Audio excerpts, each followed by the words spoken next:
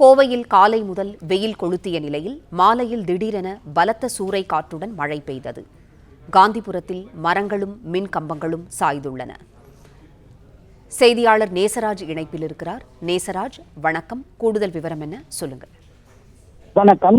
கோவையில் திடீரென வீசிய சூறை காற்றால் காந்திபுரத்தில் அடுத்தடுத்து 4 மின் கம்பங்கள் சாய்ந்தன. கோவையில் கோடை வெயிலின் தாக்கம் அதிகமாக இருந்த நிலையில் திடீரென மாலை 4 மணியளவில் சூறை காற்றுடன் மழை பெய்தது.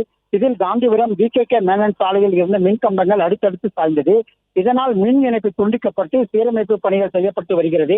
அதே போல மோசமாக உள்ள மின் கம்பங்கள் இருந்தால் உடனடியாக மின்துறை அதிகாரிகளுக்கு தெரிவிக்க மின்வாரிய அதிகாரிகள் வேண்டுகோள் விடுத்துள்ளனர். ஏதேனும் மின் கம்பிகள் கீழே கிடந்தால் அவற்றை தொடக்கூடாது எனவும் மின்துறை அதிகாரிகள் வேண்டுகோள் விடுத்துள்ளனர். ஒரு சில பகுதிகளில் சாலையில் உள்ள மின் கம்பங்கள் சாய்ந்த நிலையில் இருப்பதாகவும் பொதுமக்கள் குற்றம் சாட்டியுள்ளது குறிப்பிடத்தக்கது.